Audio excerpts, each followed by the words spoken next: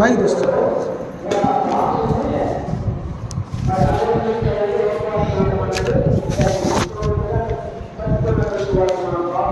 ఆ వాటిలో టైప్ ఈ వాటి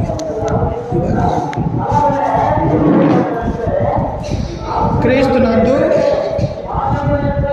ఈ ఉదయకాల సమయం నుండి మధ్యాహ్నం వరకు మనమందరము కూడా దేవుని యొక్క సన్నిధిలో గడుపుతూ దేవుని ఆత్మతోనూ సత్యంతోనూ ఆరాధించే గొప్ప సమయాన్ని దేవుడు మనందరికీ కూడా అనుగ్రహించినందుకు ముందుగా కూడి వచ్చినటువంటి పరిశుద్ధులకు మీ అందరికీ ప్రభు అయినటువంటి యేసుక్రీస్తు నామమున వందనాలు తెలియజేస్తూ ఉన్నాను. ప్రియులారా, చిన్న ప్రార్థన చేసుకుని ఆ తదుపరి దేవుని యొక్క వాక్యాన్ని మనం నేర్చుకుందాం. ప్రార్థన. సకల ఆశీర్వాదకు కారణాభూతుడైన మా ప్రియ పరలోకపు తండ్రి, నీ ఘనమైన అత్యున్నతమైన నామానికి వందనాలు, స్తుతి స్తోత్రములు తండ్రి. గడిచిన కాలమంతయు గడిచిన దినములన్నీ మమ్మల్ని కాచి కాపాడి మా యొక్క జీవితంలో తండ్రి మరొక నూతనమైనటువంటి ఆయా తండ్రి రోజులో మొదటి రోజు అయినటువంటి యొక్క ఆదివారాన్ని మాకు అనుగ్రహించిన విధానాన్ని బట్టి నీ కృతజ్ఞతలు చెల్లిస్తూ ఉన్నాం. నెడనటువంటి యొక్క ప్రభువు దినాన తండ్రి ప్రపంచంలో ఉన్నటువంటి అనేక మంది క్రైస్తవ స్త్రీలు క్రైస్తవులు తండ్రి అనేక మంది కూడా నీ యొక్క పాద సన్నిధానంలో చేరి ఆత్మతోనూ సత్యముతోనూ నిన్ను ఆరాధన చేస్తూ ఉంటుండగా అటు వారిలో మేము చిన్న మందగా చిన్న గొర్రెలుగా నీ పాదాలు పట్టుకుని తండ్రి అడుగుతూ ఉంటుండగా మమ్మల్ని అందరినీ దీవించి ఆశీర్వదించి బలపరచండి తండ్రి. ఇదిగో ఇప్పటి వరకు పాటల ద్వారా నిన్ను మహింపరుచుకుని ఉన్నాము తండ్రి. ఇదిగో దేవుని యొక్క వాక్యము ద్వారా అయా నీ బిడ్డలకు బోధన చేస్తూ ఉంటుండగా నిలవబడ్డటువంటి నేను నిరుత్తమాత్రుని తండ్రి. ఇదిగో తండ్రి ప్రభు అయినటువంటి యేసు క్రీస్తు ఈ లోకంలో పరలోక రాజ్యాలు మర్మాలు ఎలాగైతే ప్రకటించి ఉన్నాడో తండ్రి, ఆ యొక్క క్రీస్తు యొక్క స్వార్థ బోధిస్తూ ఉంటుండగా వినగలిగే శక్తిని వినగలిగే మనసులో నీ బిడ్డలకు అనుగ్రహించండి తండ్రి. ఇదిగో ఎక్కడైతే ఇద్దరు ముగ్గురు కూడి నా నామమున ప్రార్థన చేస్తారో వారి మధ్య నేను ఉంటానని సెలవిచ్చిన దేవా, ఈ యొక్క మధ్యాహ్న కాల సమయంలో తండ్రి మా మధ్యలో మీరున్నారని నమ్ముచూ ఉన్నాము తండ్రి. ఇదిగో నీ యొక్క వాక్యాన్ని తండ్రి ప్రకటించబోతూ ఉంటుండగా ఆయా ఆత్మ సంబంధమైనటువంటి నడిపింపును మా అందరికీ కూడా అనుగ్రహించి సహాయం చేయగలరని యేసు క్రీస్తు నామమున ప్రార్థించి అడిగి వేడుకుంటున్నాము తండ్రి. ఆమేన్. క్రీస్తునందు ప్రియమైనటువంటి దేవుని బిడ్డలారా, గతించిన ప్రభుదినం నుంచి ఈ ప్రభుదినం వరకు దేవుడు మనల్ని కాచి కాపాడి తన రెక్కల కింద భద్రపరిచినట్టుగా మనందరినీ కూడా సజీవ లెక్కలో ఉంచినటువంటి దేవాతి దేవుడికి మనం ఎల్లప్పుడూ కూడా ప్రార్థనాపూర్వకంగా మన నోటి ద్వారా ఆత్మ ద్వారా దేవుణ్ణి మహింపరచుకోబడాలి ప్రియుల. అందుకే ఈ యొక్క మధ్యాహ్న కాల సమయంలో చెప్పబడిపోయే అంశం ఏమిటంటే ప్రియులారా, పాపము అనే అంశాన్ని గురించి మనం నేర్చుకోబోతూ ఉంటాం. పాపము అనగా అర్థం ఏమిటి? మనం అనేక విషయాలలో కొన్ని సమయాలలో మన నోటి నుండి ఊరుకొరకనే మాట్లాడేదాన్ని మనము పాపము అనటం. ఒక పసిపిల్ల పాడికి దెబ్బ తగిలితే అతన్ని చూసి జాలిపడి పాపము అని అంటాము. అలాగనే ఒక వృద్ధుడు లేనటువంటి స్థితిలో ఉన్నటువంటి వ్యక్తి లేకపోతే అంగవైకం కలిగినటువంటి వారు నడవలేనటువంటి వారిని చూసి అయ్యో పాపం దేవుడా అని వారిని పాపం తెలుస్తూ ఉంటాం. కానీ గ్రంథం ఏమి సెలవిస్తూ ఉన్నది? పాపం అనగా అర్థమేమిటి? ఆ పాపం అనే పదము బైబిల్లోకి ఎప్పుడు వాడబడ్డది అన్నటువంటి విషయాన్ని మనము నేర్చుకుంటూ ఉన్నాం ప్రియులారా. పాపము ఎలా వచ్చినది భూలోకంలోనికి? పాపం అనే పేరు, పాపం అనే మాట బైబిల్లో రాయబడ్డదంటే ఎలాగూ వచ్చినదంటే ప్రియులారా, ఒక మనిషి చేసినటువంటి తప్పిదం వల్లనే మనం నేర్చుకోవాలి ప్రియులారా. ఎవరు? ఒక మానవుడిగా ఉన్నటువంటి ఆదాము హవ్వ వారు చేసినటువంటి దేవుని యొక్క ఆజ్ఞని అతిక్రమించటం ద్వారా ఏమొచ్చినదంటే ఈ లోకంలోనికి పాపం అనే పేరు వచ్చినది ప్రియులారా. పాపం అంటే అర్థమేమిటి? దేవుని యొక్క ఆజ్ఞను అతిక్రమించినప్పుడే మనం అందరము కూడా పాపం చేసినటువంటి వారు అవుతాం. దేవుని యొక్క మాటలని, ఆయన యొక్క వాక్యాన్ని, క్రీస్తు యొక్క గుణలక్షణాలని మనం ఎప్పుడైతే ఆజ్ఞపూర్వకంగా మనము లోబడి విధేయత కలిగి ఈ లోకంలో జీవించుతామో ప్రియులారా, మనలో పాపం అనేది ఉండదు అన్నటువంటి విషయాన్ని కూడా మనం నేర్చుకుంటూ ఉన్నాం. అందుకనే పాపము ఒక మనుషుని ద్వారా ఈ యొక్క లోకంలోనికి వచ్చినది. ఎవరు ఆ యొక్క మనిషి అంటే ఆదాము అన్నటువంటి విషయాన్ని మనము ఆలోచిస్తూ ఉన్నాం ప్రియులారా. ఎవరు? ఆదాము అన్నటువంటి విషయాన్ని మనం ఆలోచిస్తూ ఉన్నాం.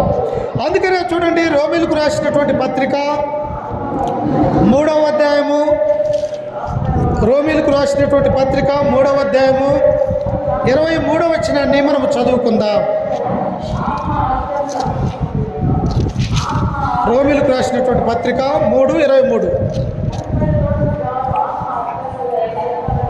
ఏ భేదము లేదు, అందరూ పాపము చేసి దేవుడు అనుగ్రహించు మహిమను పొందలేకపోతున్నారు. చూసారా, ఈ భారతదేశంలో అనేకమైనటువంటి కులాలు అనేవి ఉన్నాయి, కానీ ఇతను ఓసీ, ఇతను బీసీ, ఇతను ఎస్సీ, ఇతను ఎస్టీ అని చెప్పేసి భారతదేశంలో మాత్రమే ఉన్నవి, కానీ అదర్ దేశాలలో ఈ కులాలు అనేవి లేవు ప్రియులారా.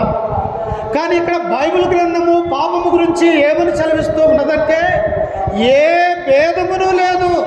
అంటే ధనవంతుడని లేదు, పేదవాడని లేదు, దరిద్రుడని లేదు, ఉన్నవాడని లేదు, అలాగనే మంచి అందగాళ్ళని లేరు, అందహీనులుగా ఉన్నటువంటి వారు లేరు. ఏ భేదము కూడా లేదు.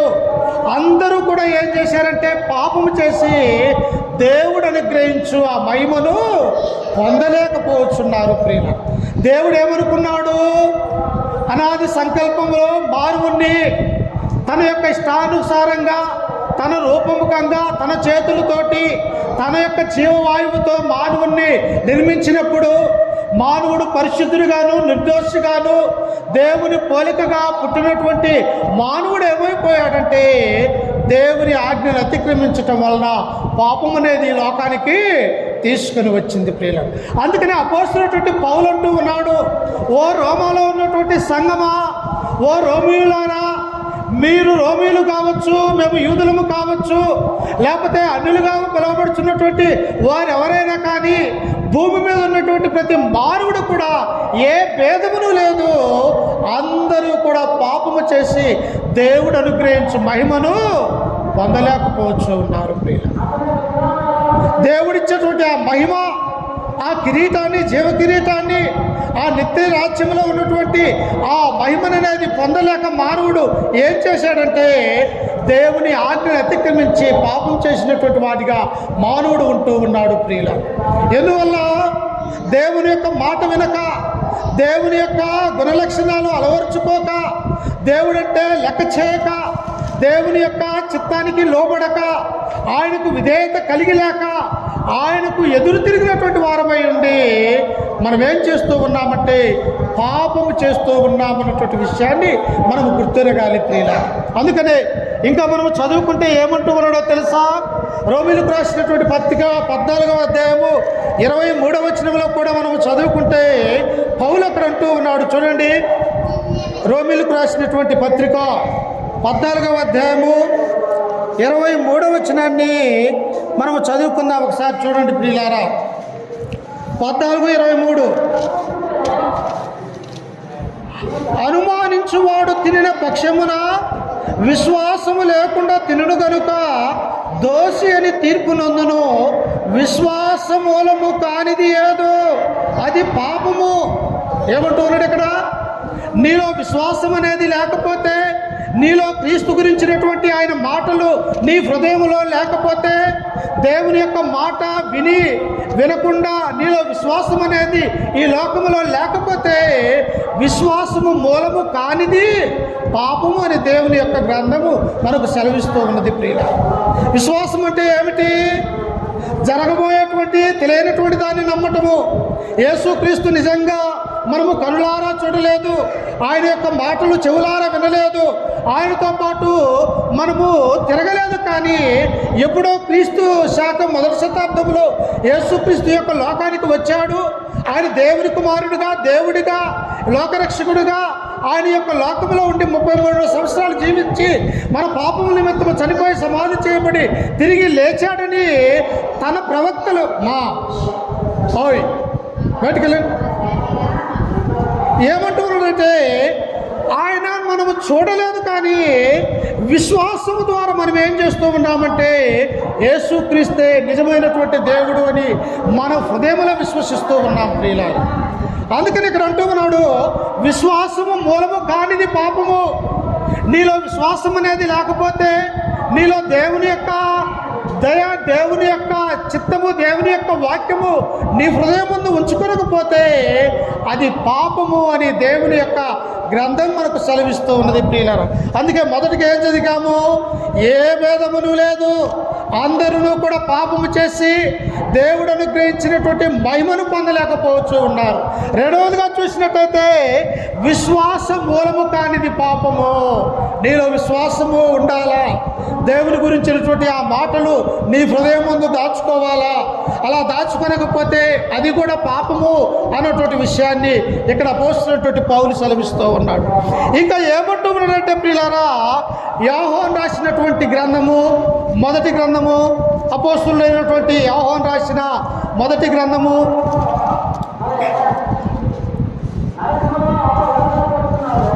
5వ అధ్యాయం 17వ వచనం ప్రియులారా. 5:17 యోహాను రాసినటువంటి పత్రిక, మొదటి పత్రిక 5వ అధ్యాయం 17వ వచనము, సకల దుర్నీతియు పాపము, అయితే మరణకరము కాని పాపము కలదు. చూసారా, విశ్వాసము కానిదేదో పాపం అంటూ ఉన్నాడు.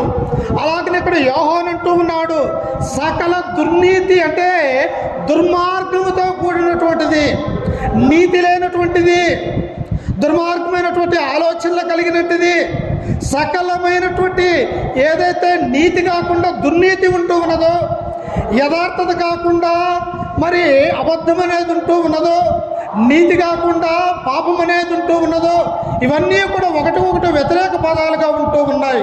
అందుకని ఇక్కడ యోహాను అంటూ ఉన్నాడు, సకల దుర్నీతి ఏంటిదంట పాపము ప్రియులారా. ఏదైతే నీతి కాదో, ఏదైతే యథార్థము కాదో, ఈ లోక సంబంధమైనటువంటి సాతాను యొక్క పాపం అనేది ఉంటూ ఉన్నది, అది దేవుని సంబంధమైనటువంటిది కాదు. అబద్ధం అనేది ఉంటూ ఉన్నది, అది దేవుడు చెప్పమనేది కాదు. అలాగనే మోసం అనేది ఉంటూ ఉన్నది, విగ్రహారాధన అనేది ఉంటుంది. ఇలాంటివన్నీ కూడా నీతి లేనటువంటి పనులు అన్నటువంటి విషయాన్ని దేవుడు సెలవిస్తూ ఉన్నాడు ప్రియులారా. అందుకని ఇక్కడ యోహాను అంటూ ఉన్నాడు, సకల దుర్నీతి ఏంటిదంట పాపము. నీతి క్రియలు లేకుండా, యథార్థమైనటువంటి భక్తి లేకపోతే నా జీవితంలో ఏమొస్తుందంటే మనలోనికి పాపం ప్రవేశిస్తుంది ప్రియులారా. ఎందుకు? పాపం వచ్చినప్పుడు మన మనిషిని, దేవుణ్ణి ఏం చేస్తుంది? ఇద్దరిని కూడా వేరు చేస్తుంది ప్రియులారా. ఏం చేస్తుంది? ఇద్దరిని కూడా వేరు చేస్తుంది. ఎప్పుడైతే ఆదాము అవ్వ దేవుడిని గ్రహించినటువంటి ఆ మహిమను పొందలేక దేవుని యొక్క ఆజ్ఞ అతిక్రమించి తినవద్దన్నటువంటి ఆ వృక్షఫలము ఎప్పుడైతే తిన్నారో ప్రియులారా, వారు ఏం చేశారంటే దేవుని యొక్క ఆజ్ఞని అతిక్రమించినట్టుగా మనము చూస్తూ ఉన్నాం. ఇక దేవుని యొక్క మాటని అతిక్రమిస్తే, దేవుని యొక్క మాటే వినకపోతే నా జీవితం ఏమైపోతుందంటే చీకటిమయమైపోతుంది అన్నటువంటి విషయాన్ని తన గ్రంథంలో దేవుడు మన కొరకు రాయించి ఉన్నాడు ప్రియులారా. అప్పుడు ఏం చేసినది? దేవుని చూసి ఆదాము అవ్వ దాక్కున్నారు. ఎందువల్ల దాక్కున్నారు? పాపం అనేది వారి మధ్యలోకి ప్రవేశించినది. ఎప్పుడైతే పాపం అనేది వారి మధ్యలోనికి ప్రవేశించిందో ఒక ఎడబాటు అనేది ఉంటూ ఉన్నది ప్రియులారా. అందుకనే వారు ఏం చెప్పారంటే దేవునికి ఎడబాటు అయిపోయారు ఏదైనా తోటలో. అప్పుడు యెహోవా దేవుడు సాయంత్రం వేళల్లో అక్కడికి వచ్చి, ఆదామా నీవు ఎక్కడ ఉన్నావు అన్నప్పుడు, ఇదిగో నేను ఈ చెట్టు చాటున దాక్కొని ఉన్నాను అంటాడు. అంటే నిత్యము కూడా ఎల్లప్పుడూ దేవునితో సహవాసం కలిగినటువంటి ఆదాము, నిత్యము దేవునితో మాట్లాడుతున్నటువంటి ఆదాము, దేవుని యొక్క ఆజ్ఞ అతిక్రమించటం వలన వారి మధ్య ఏమైపోయినదంటే ఎడబాటు అనేది వచ్చినది ప్రియులారా. అందుకనే పాపం ఏం చేస్తుందంటే మనుషుల్ని దూరపరుస్తూ ఉంటున్నది, దేవుణ్ణి మనుషులకి దూరం చేసే విధాన్ని మనము చేస్తూ ఉంటుంది ప్రియులారా. అందుకని ఇక్కడ ఏమంటున్నాడంటే సకల దుర్నీతి కూడా పాపము అన్నటువంటి విషయాన్ని ఇక్కడ మనం చూస్తూ ఉన్నాం. ఇంకా మనం చదువుకుంటే అదే యోహాను పత్రిక, మొదటి పత్రిక 3వ అధ్యాయము 4వ వచనాన్ని ఒకసారి చూడండి. అదే యోహాను రాసినటువంటి మొదటి పత్రిక 3వ అధ్యాయము 4 నుంచి చదువుకుందాం. పాపము చేయు ప్రతివాడును ఆజ్ఞను అతిక్రమించును. ఏం చేస్తారంట? నీ మనసులో, నీ హృదయములలో పాపము చేయాలన్నటువంటి తలంపు నీలో ఎప్పుడైతే కలుగుతుందో ఆ పాపము అనేక విధాలుగా ఉన్నది ప్రియులారా. ఎలాగున్నదంట? అనేక విధాలుగా పాపం ఉన్నది. బైబిల్లో 21 పాపాలు లిస్ట్ ఇచ్చాడు దేవుడు. మార్కు సువార్త 3వ అధ్యాయము 21వ వచనంలో 21 పాపాలు ఈ భూమి మీద ఉన్నాయంట. ఆ లిస్టులో నీ హృదయమందు ఈ పాపాలు ఏమైనా ఉన్నట్టయితే ఆ పాపాన్ని నువ్వేం చేయాలంటే వాటిని తీసివేసేవారిగా ఉండాలి ప్రియుల. అందుకని ఇక్కడ యోహాను అంటూ ఉన్నాడు, ఏమంటూ ఉన్నాడు? పాపము చేయు ప్రతివాడును ఆజ్ఞను అతిక్రమించును. ఎప్పుడైతే నా హృదయంలో పాపము చేయాలని మనలో తలంపు మన హృదయంలో ఉంటూ ఉన్నదో ఈ పాపము చేయాలన్నటువంటి ఆలోచన వచ్చినప్పుడే దేవుణ్ణి ఏం చేస్తామంటే దేవుని యొక్క ఆజ్ఞల్ని మనం ఏం చేస్తాము? అతిక్రమిస్తాం ప్రియుల. ఆజ్ఞ అతిక్రమమే పాపము అని దేవుడు తన యొక్క గ్రంథంలో మన కొరకు సెలవిస్తూ ఉన్నాడు ప్రియుల. అంటే దేవుని చెప్పినది చేయక, దేవుని ఇష్ట ప్రకారం మనము లేక, ఆయన యొక్క మాటల ప్రకారం మనము జీవించకపోతే దేవుని యొక్క ఆజ్ఞను అతిక్రమించటం వలన మనం ఏం చేస్తూ ఉన్నామంటే తిరిగి పాపం చేసేవారిగా మనం ఉంటూ ఉన్నాం. ఇవన్నీ కూడా చిన్న మాటే. ఎందుకు దూరం చేసింది ఆదామును దేవునికి? దేవుని యొక్క మాట విననందున దూరం అయిపోయారు ప్రియులారా. నా జీవితంలో కూడా దేవుడు చెప్పినటువంటి ఆ మాటలు వినక, ఆయనకు లోబడక, ఆయన ఎందుకు విధేయత కలిగి లేకపోతే మనము కూడా ఏమైపోతామంటే పాపము చేసినటువంటి వారైతామన్నటువంటి విషయాన్ని మనము గమనించాలి ప్రియులారా. అందుకని అక్కడ అంటూ ఉన్నాడు చూడండి, ఆజ్ఞ అతిక్రమమే పాపము, పాపములు తీసివేయటకే ఆయన ప్రత్యక్షమాయనని మీకు తెలియను, ఆయన యందు పాపమేమీ లేదు. మనము పాపం చేసిన దానివల్ల దేవుని మహిమను మనము పొందలేకపోవచ్చు ఉన్నాం. దేవునికి మనం దూరం అయిపోయిన స్థితిలో ఉన్నాం. సాతాను యొక్క ఆలోచనలలో ఉన్నాం. సాతాను యొక్క చీకట్లో మనము ఈ లోకంలో చీకటి అనే బంధకాలలో ఉంటూ ఉన్నాము. కాబట్టి ఆయన యందు ఏ పాపం లేదు ప్రియులారా. ఎవరి యందు? యేసుక్రీస్తునందు ప్రియులారా. ఉన్నది ఆ పాపం. ఆయన 33 సంవత్సరాలు నీవు నేను ఎలాగైతే ఈ శరీరాన్ని, ఈ ఆకారాన్ని ధరించుకొని ఈ లోకంలో మనము పుట్టి ఉన్నామో, క్రీస్తు శాఖ 1వ శతాబ్దంలో కూడా కన్యకైనటువంటి మరియ గర్భాన ఒక మానవుడిగా జన్మించినటువంటి ఆయన పాపుల మధ్య జీవించినప్పటికీ కూడా ఆయన పాపము చేసిండా? చేయలేదు ప్రియులారా. ఎందువల్ల? ఒకనొక సమయంలో క్రీస్తు ప్రభు వారి మీద కూడా నింద మోపాలని, పాపం మోపాలని ఆనాడు ఉన్నటువంటి ధర్మశాస్త్ర ఉపదేశకులు, పరిశీలు, శాస్త్రులు ఆలోచన చేసినప్పుడు ఆయన ఒక సవాలు విసిరాడు ప్రియులారా. ఏమన్నాడో తెలుసా? మీలో ఎవరైనా నాలో పాపం ఉన్నదని ఎవరైనా నిరూపించండి అన్నాడు ప్రియులారా.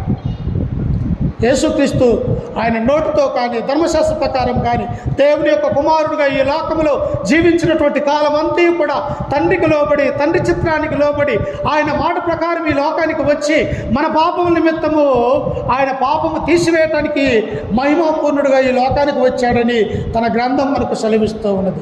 అందుకనే పాపం ఏం చేస్తూ ఉన్నదంటే ఆజ్ఞ అతిక్రమమే పాపము అన్నటువంటి విషయాన్ని ఇక్కడ మనం చూస్తూ ఉన్నాం. ఇంకా ఏం చేస్తుందంట పాపము దేవుని నుండి మానవుని దూరం చేస్తుంది. ఒక పాపం చేస్తాం, ఆ పాపంతో మరొక పాపం చేయగలుగుతాం, ఆ పాపంతో మరొక పాపం మానవుని యొక్క జీవితంలో అనేక పాపాలు చేస్తూ ఉన్నప్పుడు మనం ఏమైపోతామంటే ప్రియులారా, దేవునికి ఎడబాటైపోతామన్నటువంటి విషయాన్ని మనం గుర్తుంచుకోవాలి. చూడండి ఒకసారి యెషయా గ్రంథము 59వ అధ్యాయము 1-2 వచనాలు మనము చదువుకుందాము. ప్రవక్త అయినటువంటి యెషయా గ్రంథము 59వ అధ్యాయము 1-2 వచనాలు చదువుకుందాం ప్రియులారా.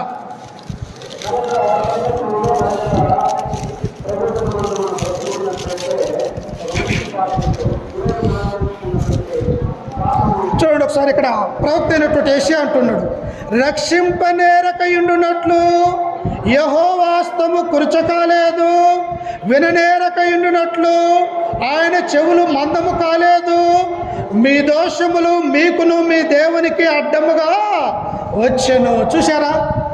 ఆయన రక్షించాలని మన పిల్లల్ని మనం కష్టపెట్టుకుంటామా? మన పిల్లలు ఒకటి అడిగితే రెండు కొనిచ్చేవారిగా మనం ఉంటూ ఉన్నాం. మన పిల్లలు సంతోషం కొరకు తల్లిదండ్రులుగా మనం అనేక కష్టాలు నష్టాలు పడేవారిగా ఈ లోకంలో మనం జీవనం కలిగి ఉంటూ ఉన్నాం. అలాగనే దేవుని యొక్క బిడ్డలుగా, ఆయన పిల్లలుగా మనం ఉంటుంటే దేవుడు మన కొరకు మహిమలు పరలోక రాజ్యాన్ని ఆయన అనుగ్రహిస్తూ ఉంటే ఇక్కడ అందుకే యెషయా ప్రవక్త అంటూ ఉన్నాడు, రక్షింపక ఉండనేరనట్లు ఆయన హస్తము కురిచకాలేదు. దేవుని యొక్క హస్తం ఏమి కురచకాలేదు. ఆయన ఈ భూప్రపంచం అంతా కూడా కన్నులారా పరలోకములో ఉండి ఏ మానవుడు నా బిడ్డ ఏం చేస్తూ ఉన్నాడు, ఎలాగ జీవిస్తూ ఉన్నాడు, ఎలా నడుచుకుంటున్నాడు, పరలోకముందు ఉన్నటువంటి ఆ దేవుడు ఏం చేస్తున్నాడంటే అందరినీ కూడా చూస్తూ ఉన్నాడు ప్రియులారా. అందుకని యెషయా ప్రవక్త అంటున్నాడు, ఓ యూదులారా, ఇశ్రాయేలు ప్రజలారా, ఎందుకు మీకు దేవునికి దూరమైనటువంటి ఆ స్థితి ఎందుకు వచ్చినదంటే ఆ కింద వచ్చినలో ఆయన అంటాడు, విననేరక ఇంటున్నట్లు ఆయన చెవులు మందము కాలేదు, మీ దోషములు మీకును మీ దేవునికి అడ్డం వచ్చినాయి ప్రియులారా. చూశారా, మనం చేసే పాపాలు, మనం చేసే దోషాలు, ఈ నోటి నుండి అనేకమైనటువంటి భౌతిక సంబంధమైనటువంటి మాటలు, విగ్రహారాధన, ఇలాంటి ఎప్పుడైతే మనం చేస్తూ ఉంటామో దేవునికి ఎడబాటు అనేది వస్తూ ఉన్నది ప్రియుల. అందుకనే పాపం ఏం చేస్తుందంటే దేవుణ్ణి మానవుణ్ణి విడదీస్తూ ఉన్నదన్నటువంటి విషయాన్ని మనం ఇక్కడ చూడాలి ప్రియుల. పాపం ఏం చేస్తుందో తెలుసా? కుటుంబాన్ని చీలుస్తూ ఉన్నది ప్రియులారా. పాపం ఏం చేస్తుందో తెలుసా? అనేక విషయాలలో చీకట్లోనికి వెళ్ళిపోయే స్థితిని తీసుకొస్తూ ఉన్నది ప్రియులారా. అందుకే చూడండి 2వ వచనంలో ఉన్నది, మీ పాపములు ఆయన ముఖమును మీకు మరుగుపరచను కనుక ఆయన ఆలకింపకున్నాడు. ఏం చేసిందట? పాపం అనేది మానవుడు చేసినప్పుడు, అయ్యో నా యొక్క కుమార్తె, నా యొక్క కుమారుడు ఈ లోకంలో నేను చెప్పినటువంటి మాట వినక, నా ఆజ్ఞల ప్రకారం నడుచుకునక, దేవుడంటే విశ్వాసం లేక, భక్తి లేక, ఈ లోక సంబంధమైనటువంటి ఆశలతో తిరుగుతూ ఉన్నాడే. కాబట్టి ఇప్పుడు ఏమైపోయాడంటే నా పిల్లల్ని నా దగ్గర పిలుచుకోవటానికి మన పాపాలు, మన దోషాలు ఏమైపోయినట్టే అడ్డం వచ్చేసినాయి ప్రియులారా. మధ్యలో ఎవరున్నారు? సాతాను వాడు అనేవాడు ఉన్నాడు. సాతాను వాడిని నేను మనము ముందుగా పెట్టుకొని ఉన్నాం. దేవునికి లోపడాల్సినటువంటి మనము సాతాను యొక్క ఇష్టాలు నెరవేర్చే వారిగా మనం ఉంటూ ఉన్నాం. దేవుని యొక్క మాట, దేవుని యొక్క సన్నిధిలో ఉండవలసినటువంటి మనం ఏం చేస్తూ ఉన్నట్టే సాతాను అనేకమైనటువంటి మార్గాలలో మనం ఏం చేయాలంటే దూరపరిచే విధంగా ఆ సాతాను చేస్తూ ఉన్నది ప్రియులారా. అందుకే కింద వచ్చిన ఆయన అంటాడు చూడండి, మీ చేతులు రక్తము చేతను మీ వేళ్ళు దోషము చేతను అపవిత్రపరచబడి ఉన్నవి. ఏమైపోయినమంట? హృదయములో, అంతరంగికములో పాపముతోటి, మోసముతోటి, అబద్ధముతోటి అనేక విధాలుగా నిండిపోయి ఉన్నప్పుడు ఈ హృదయంలో ఏమి లేదు అంటే ప్రియులారా, దేవుని యొక్క వాక్యం అనేది మన దగ్గర లేనప్పుడు మన యొక్క చేతులు ఏమైపోయినాయంటే రక్తంతో తడిచిపోయినాయి ప్రియులారా. అపవిత్రపరచబడి ఉన్నాయి. అపవిత్రపరిచినటువంటి మనము పరిశుద్ధమైనటువంటి దేవుని యొక్క సన్నిధానానికి రాగలుగుతామా? దేవుని యొక్క ఆయన యొక్క శరీరంలో, రక్తంలో మనం భుజించగలుగుతామా? కలగలేం ప్రియులారా. అందుకనే దేవుడు అంటాడు, దేవునికి దాసునికి నీవు దాసుడు కాలేవు అంటాడు. ఎవడైనా ఇద్దరు యజమానులకి దాసుడుగా ఉండనేరుడు అంటాడు. ఒక యజమానుని ద్వేషించాలి, ఒక యజమానుని గౌరవించాలి. అలాగనే దాసుడిగా ఉన్నటువంటి మనము ఇద్దరు దేవులను పూజించలేము కనుక సరైనటువంటి మార్గమైనటువంటి క్రీస్తు యొక్క మార్గంలో మనం ఈ లోకంలో జీవించే విధంగా ఉండాలి ప్రియులారా. అందుకనే ఏమైపోయిందంట? పాపం అనేది దేవునికి మనకి ఒక మధ్య అడ్డుగోడుగా ఉన్నది ప్రియులారా. అడ్డుగోడే కాదు, మన యొక్క రక్తము, మన యొక్క చేతులు పాపముతో నిండి ఉన్నదని మనము చూస్తూ ఉంటాం. మరి మనం ఎప్పుడు పరిశుద్ధులము కావాలా? ఎప్పుడు క్రీస్తులోనికి రావాలా? ఎప్పుడు ఆయన యొక్క వాక్యం విని మన హృదయం ముందు దాచుకోవాలా? ఆయన యొక్క సన్నిధిలో మనం ఎప్పుడు క్రీస్తు స్వరూపాన్ని కలిగి ఉండాలా? మనం ఎప్పుడైనా ఆలోచన చేసామో ప్రియులారా. అందుకని కింద వచనాలలో చదువుతుంటే చూడండి, ఇంకా ఆయన ఏమంటూ ఉన్నాడో చూడండి ప్రియులారా. యెహెజ్కేలు గ్రంథము 18వ అధ్యాయము, ప్రవక్త అయినటువంటి యెహెజ్కేలు గ్రంథము 18వ అధ్యాయము 20 వచ్చిన చదువుకుందాం. 18, 20.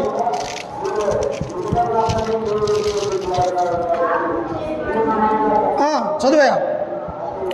పాపము చేయువాడే మరణమునందును. చూశారా, ఎవరైతే పాపము చేస్తారో, ఎవరైతే పాపము అడుగులు వేస్తారో, ఈ లోకంలో ఉన్నటువంటి మానవాళిగా ఉన్నటువంటి మనము ఇప్పుడు ఒక వ్యక్తిని హత్య చేశాడు. ఒక వ్యక్తి, ప్రియులారా, హత్య చేసినటువంటి వ్యక్తి జైలుకు వెళ్తాడా? హత్య చేయనటువంటి వారు జైలుకు వెళ్తారా? ఎవరైతే నేరం చేశారో, ఎవరైతే నరహత్య చేశారో వారు మాత్రమే పోలీసులు వచ్చి తీసుకుని వెళ్ళిపోతారు. అలాగనే ఇక్కడ దేవుని యొక్క గ్రంథం ఏమని సెలవిస్తూ ఉన్నదంటే, పాపము చేయువాడే ఏమైపోతాడంట? మరణించుతాడు. నీ ఉదయములో, నీ ఆలోచనలలో దేవునికి చోటేయక, దేవుడంటే లెక్క చేయక, మనం ఈ లోక సంబంధమైనటువంటి విషయాలలో ఉండి మనము పాపం చేసినట్టయితే మన యొక్క జీవితంలో గొప్ప మరణం అనేది ఉన్నది ప్రియులారా. ఆ మరణం ఎలాంటిదో తెలుసా? అక్కడ అగ్ని ఆరదు, పురుగు చావదు, ఎల్లప్పుడూ ఏడిపే, పళ్ళు కొరుకుంటున్నా, అయ్యో 60-70 సంవత్సరాలు నా యొక్క జీవితాన్ని నేను పాడు చేసుకున్నానే, పరలోక రాజ్యమైనటువంటి దేవదూతలతో ఉండే గొప్ప భాగ్యాన్ని నేను వదులుకున్నానే, నాలో ఉన్నటువంటి పాపం ద్వారానే కదా నేను ఈ నరకాయులోనికి వచ్చానని ఒక ధనవంతుని మనము లూకాసు వార్త 16వ అధ్యాయంలో మనము చూడగలం ప్రియులారా. అలాగనే ప్రవక్త అయినటువంటి యెహెజ్కేలు అంటూ ఉన్నాడు, ఓ యూదులారా, ఇశ్రాయేలు ప్రజలారా, పాపము చేయువాడే మరణమునందును, తండ్రి యొక్క దోష శిక్షకు కుమారుడు పాత్రుడు కాడు. ఎవడు పాపం చేస్తే వాడే, ఎవడు నీతి చేస్తే వాడి నీతే దేవుడు పరిగణలోనికి తీసుకుంటాడు ప్రియులారా. ఆదాం పాపం చేశాడు. ఆదాం ద్వారా పాపము లోకములోనికి ప్రవేశించింది. కయ్యను ఏం చేశాడు? తన తమ్ముడైనటువంటి హేబేలును పొలములో మరి ఆయన రక్తాన్ని కార్చాడు, కత్తితో పొడిచాడు ప్రియులారా, చంపేశాడు హేబేల్ని. కానీ నీతిమంతుడైనటువంటి హేబేలు రక్తము ఎవరికి మొరపెడుతూ ఉన్నది? పరలోకములో ఉన్నటువంటి దేవునికి మొరపెడుతూ ఉన్నది ప్రియులారా. పాపం చేసినటువంటి యొక్క కయ్యూను ఏమైపోయాడు? దేశ దిగంబరిగా ఈ లోకంలో నడుచుకున్నట్టుగా మనం చూస్తూ ఉన్నాం. కాబట్టి పాపం ఏం చేస్తుందంటే గొప్ప దేవుని నుండి దూరం చేసే ఈ కార్యక్రమాన్ని జరుగుతూ ఉంటుంది. అందుకనే కింద వచ్చిన వాళ్ళు అంటాడు, తండ్రి యొక్క దోష శిక్షకు కుమారుడు పాత్రుడు కాడు, కుమారుని దోష శిక్షకు తండ్రి పాత్రుడు కాడు. నీతిపరుడు నీతి ఆ నీతిపరుడికే చెందును, దుష్టత్వం ఆ దుష్టునికే చెందును. ఎవరైతే పాపం చేస్తారో వారికి ఏముంటుందంటే మరణం అనేది వస్తూ ఉంటుంది. ఎవరైతే దుష్టుడు పని చేస్తారో, మోసమైనటువంటి క్రియల పనులు చేస్తారో, ఆ మోసం ద్వారా వాడు ఏం చేస్తారంటే నరకాగ్నికి వెళ్ళిపోతాడు అన్నటువంటి విషయాన్ని మనము గుర్తించాలి ప్రియులారా. అందుకనే చూడండి, ఇక్కడ యోహాను సువార్త 8వ అధ్యాయం 34వ వచనంలో చదువుకుంటే ఒకసారి యేసుక్రీస్తు స్వయంగా మాట్లాడుతున్నాడు పాపం గురించి. ఒకసారి చూడండి, యోహాను సువార్త 8వ అధ్యాయము 34వ వచనము.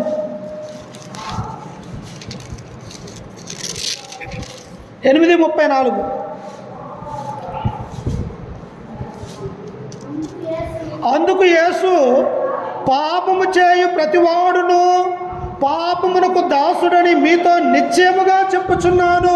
చూశారా, పాపాన్ని గురించి దేవుడు తన యొక్క గ్రంథంలో ఎన్ని మాటలు, ఎన్ని లేఖనాలు ప్రవక్తల ద్వారా, గ్రంథంలో ఉన్నటువంటి గొప్ప భక్తుల ద్వారా మనము నేర్చుకోవాలని, పాపం చేయకుండా ఈ లోకంలో మనం ఉండాలని, నీతిమంతులుగా పరిశుద్ధులుగా యేసుక్రీస్తును నమ్ముకున్నటువంటి వారిగా మనమందరము ఈ లోకంలో జీవించాలని దేవుడు తన యొక్క గ్రంథంలో మంచి మాటలు రాయించాడు ప్రియులారా.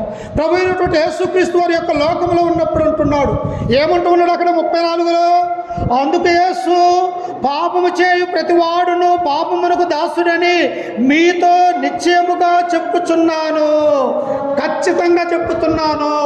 మీలో పాపము చేస్తే మీ హృదయములో, మీ తలంపులలో, మీ ఆలోచనలలో దేవుని యొక్క మాటలు లేక పాపం బతుకులు మీరు బ్రతికినట్టయితే మీరు నిశ్చయముగా దాసులైపోతారన్నటువంటి ఆ సత్యాన్ని మనము చూస్తూ ఉన్నాం. ఎవరికి దాసులైతాము?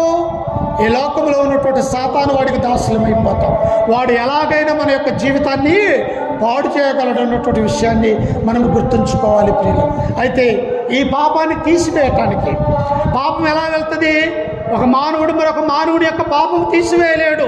ఎందుకనగా అందరూ కూడా పాపము చేసి ఉన్నారు కాబట్టి నీతిమంతుడు లేడు, ఒక్కడునూ లేడు అని దేవుని యొక్క గ్రంథము మనకు సెలవిస్తూ ఉన్నది కనుక మన పాపాన్ని తీసివేయటానికి ఆయన ఒక్కగానొక్క కుమారుడైనటువంటి యేసు క్రీస్తు వారిని లోకానికి పంపించాడు. ప్రియుల ఎవరు ఆయనంటే ఆయనే రక్షకుడైన యేసు క్రీస్తు అన్నటువంటి సత్యాన్ని మనం గ్రహించాలి. ప్రియుల ఆయన వచ్చాడు, పరలోక రాజ్య మర్మాలు తెలిపాడు, అనేక విషయాలలో బోధించాడు, అనేక మందిని స్వస్థపరిచాడు, చనిపోయినటువంటి వారిని లేపాడు, రోగుల్ని, బలహీనుల్ని, పక్షవాయువు కలిగినటువంటి వారిని ప్రతి ఒక్కరిని కూడా తన మాట ద్వారా ఆ యొక్క కార్యక్రమాన్ని జరిగించినట్టుగా క్రీస్తు ప్రభు వారిని మనము చూడగలుగుతూ ఉన్నాం. అప్పుడు మన పాపాన్ని తీసివేయటానికి ఆ పాపం అనే శిలువ మాను మీద ఆయన తన యొక్క పరిశుద్ధమైనటువంటి రక్తాన్ని ఆయన చిందించి ఉన్నాడు. ప్రియుల అందుకనే ఒకానొక సందర్భంలో బాప్తిస్మ ఇచ్చి యోహాను అంటాడు, ఆ ద్వారా బాప్తిస్మ పొందినప్పుడు యోహాను అంటాడు, అయ్యా నీ ద్వారా నేను బాప్తిస్మ పొందనై ఉండగా నీవు నా దగ్గరికి ఎలా వచ్చావన్నప్పుడు నీతి యావత్తు ఇలాగూ జరగాలి, ఇప్పటికీ కానిమ్ము అని చెప్పేసి బాప్తిస్మ ఇచ్చి యోహాను క్రీస్తు గురించి మాట్లాడుతూ ఉన్నాడు. అప్పుడు ఆయన బాప్తిస్మ పొందినప్పుడు పరలోకంలో నుండి దేవుడు అంటూ ఉన్నాడు, ఇదిగో ఈయనే నా ప్రియకుమారుడు, ఈయన యందు నేను ఆనందించుచున్నాను, ఈయన మాట మీరు అందరూ వినండి. తండ్రి తన కుమారుడు గురించి చెబుతూ ఉన్నాడు, ఈయనే నా ప్రియ కుమారుడు, నేను ఎంతో ఇష్టపడ్డటువంటి వాడు, నా ఒక్కగానొక్క కుమారుడు, ఈయన మాట లోకంలో ఉన్నటువంటి మీరందరూ కూడా ఎవరు మానవులందరూ కూడా వినండి అని చెబుతూ బాప్తిస్మ ఇచ్చి యోహాను అంటాడు, ఇదిగో లోక పాపములు మోసుకొని పోవు దేవుని గొర్రె పిల్ల. అంటే మన పాపాలు మనము తీసుకోలేము కనుక మన పాపాలు తీసివేయటానికి అనాది సంకల్పంలోనే దేవుడు తన యొక్క కుమారుణ్ణి బలిగా ఈ లోకానికి అర్పించి ఉన్నాడు కనుక ఆ బలైనటువంటి యేసుక్రీస్తునందు మనమందరం కూడా ఏం చేయాలంటే విశ్వాసము నమ్మకము కలిగి విశ్వసించాలని దేవుడు తన గ్రంథంలో మనకు సెలవిస్తూ ఉన్నాడు. అందుకనే ప్రియులారా, పాపము చేయు ప్రతివాడు ఏమైపోతాడంట, మరణము నందుతాడు. అదే భౌతిక సంబంధమైనటువంటి మరణము కాదు, ఇది కేవలము ప్రతి ఒక్కరము కూడా నీతిమంతులము అనీతిమంతులము అందరము కూడా మరణించవలసినటువంటి వారమే. కానీ మరొక రెండవ మరణం ఉన్నది, ఆ మరణమే భయంకరమైనది అన్నటువంటి విషయాన్ని మనము గుర్తుంచుకోవాలి. ప్రియులారా, ఆ మరణం ఎలాంటిదంట, అక్కడ అగ్ని ఆరదు, పురుగు సావదు, నా జీవితము నీ ఆత్మ నా ఆత్మ ఆ మంటల్లో కాలిపోతూ ఉంటుంది. ప్రియులారా, అట్టి భయంకరమైనటువంటి వేదన తర్వాత కాలంలో రాబోతూ ఉన్నదని దేవుడు మనల్ని ముందుగా హెచ్చరిక చేస్తూ ఉన్నాడు. అందుకని ఈ పాపం ద్వారా మనమందరం కూడా దేవునికి దూరం అయిపోయినటువంటి మనల్ని యేసుక్రీస్తు వచ్చి క్రీస్తుకు దగ్గర చేస్తూ ఉన్నాడు. ప్రియులారా, చూడండి ఒకసారి ఎఫెసీయులకు రాసినటువంటి పత్రిక ఎలా దగ్గరకు చేస్తూ ఉన్నాడు. ఎఫెసీయులకు రాసినటువంటి పత్రిక 4వ అధ్యాయము అపోస్తలుడైనటువంటి పౌలు గారు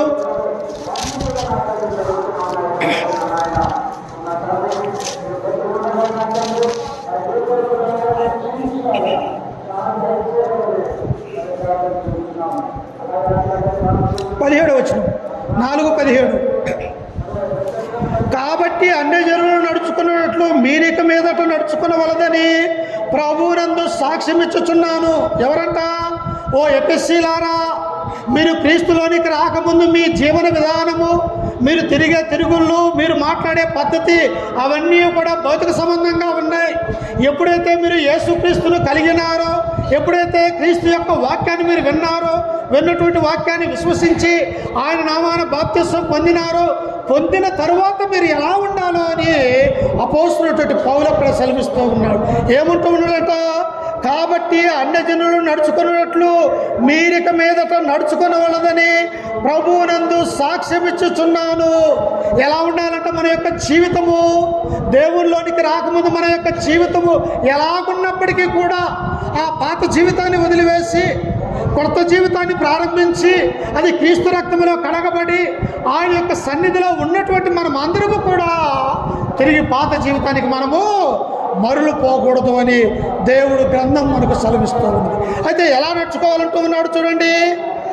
వారైతే అందమైన మనస్సు గలవారై తమ హృదయ కాఠిన్యము వలన తమలోనున్న అజ్ఞానము చేత దేవుని వలన కలుగు జీవములో నుండి వేరుపరచబడిన వారై, ఒకవేళ క్రీస్తులోనికి వచ్చిన తరువాత తిరిగి మరలా మనము లోకములోనికి వెళ్ళిపోతే ఏమని అనుసరిస్తూ ఉన్నామంటే ఒక మాయను అనుసరిస్తూ ఉన్నాం ప్రియులు. ఏంటిదన్నట?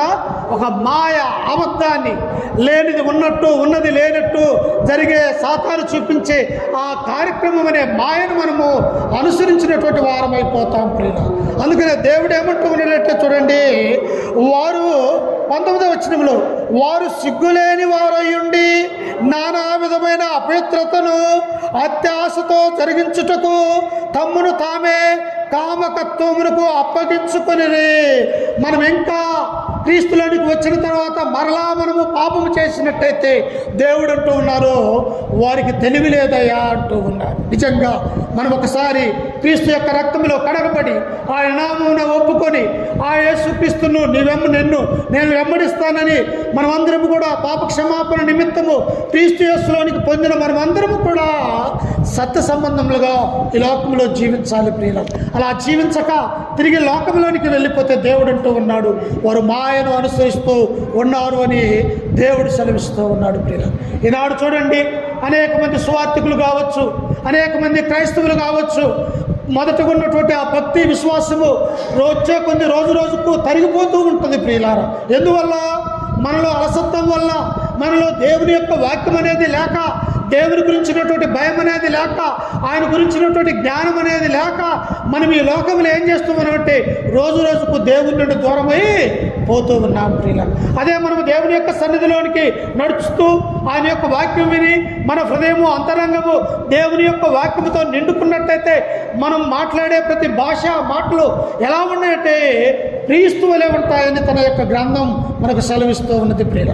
ఏమంటాడో తెలుసు ఒకసారి చూడండి, గలతీయులకు రాసినటువంటి పత్రికలో అపోస్తలుడైనటువంటి పౌలు అంటూ ఉంటాడు,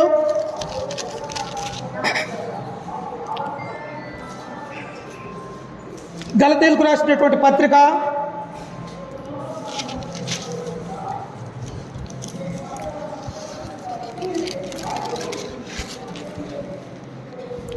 చూడండి ఒకసారి ప్రియులారా, 6వ అధ్యాయము 17వ వచనం చూడండి, 6:17. నేను యేసు యొక్క ముద్రలు నా శరీరమందు ధరించి ఉన్నాను, ఇక మీదట ఎవడునూ నన్ను శ్రమ పెట్టవద్దు. చూసారా, అపోస్తలుడైనటువంటి పౌలు అంటూ ఉన్నాడు. అపోస్తలుడైనటువంటి పౌలు సామాన్యమైనటువంటి వ్యక్తి కాదు, గొప్ప చదువు కలిగినటువంటి వ్యక్తి.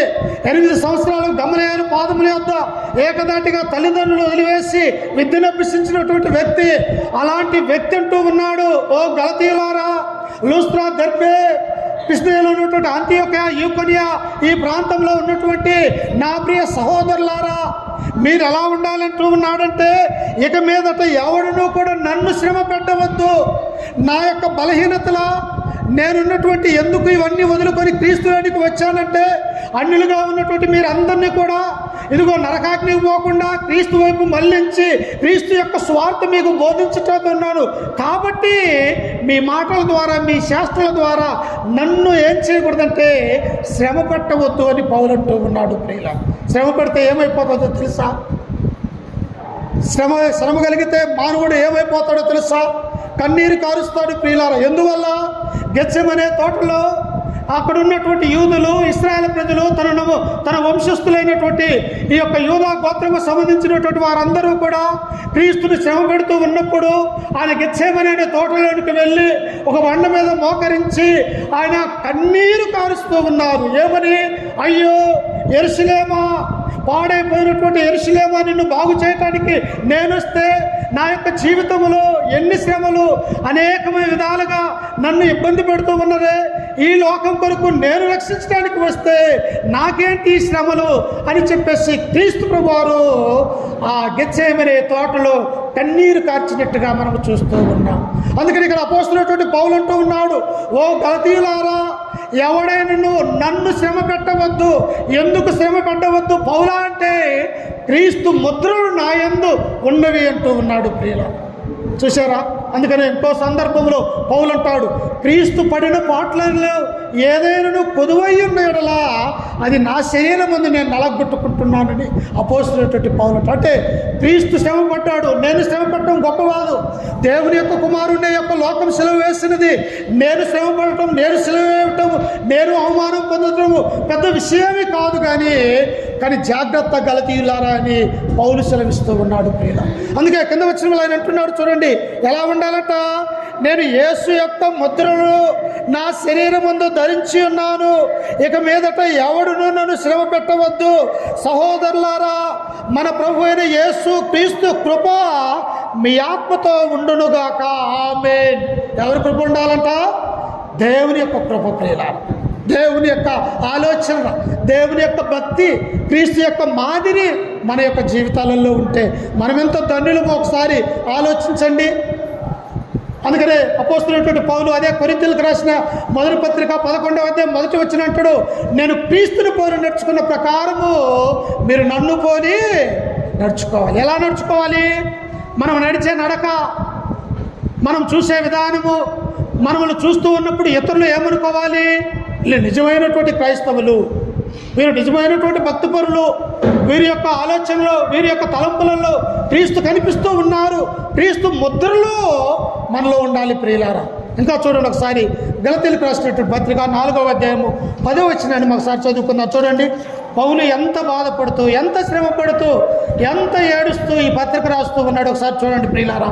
గలతీయులకు రాసినటువంటి పత్రిక 4వ అధ్యాయము 10వ వచనాన్ని చదువుకుందాం. మీరు దినములను, మాసములను, ఉత్సవ కాలములను, సంవత్సరములను ఆచరించుచున్నారు. ఎవరంట?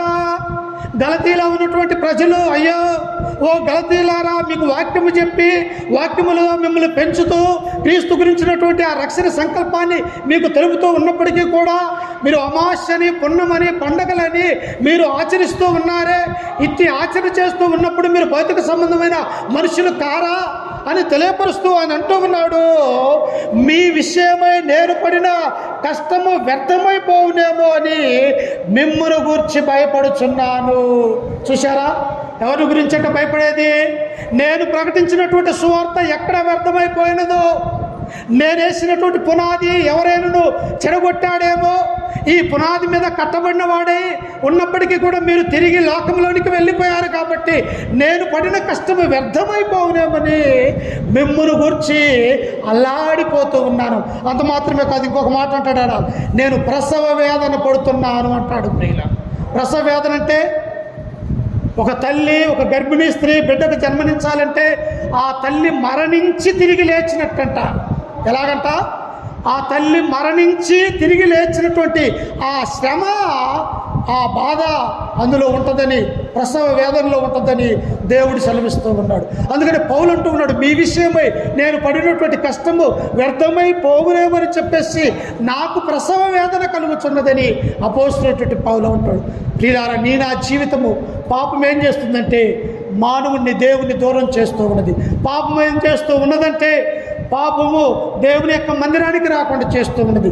పాపం ఏం చేస్తూ ఉన్నదంటే నీ హృదయంలో దేవుని యొక్క వాక్యం అనేది లేకుండా చేస్తున్నదని మనం గుర్తుంచుకోవాలి ప్రియుల. కాబట్టి అందుకే దేవుడు అంటూ ఉన్నాడు, ఎలాగంటే రోమీయులకు రాసిన పత్రిక 5వ అధ్యాయం 12వ వచనంలో చివరిగా చదువుకొని వాక్యాన్ని ముగించుకుందాం. చూడండి,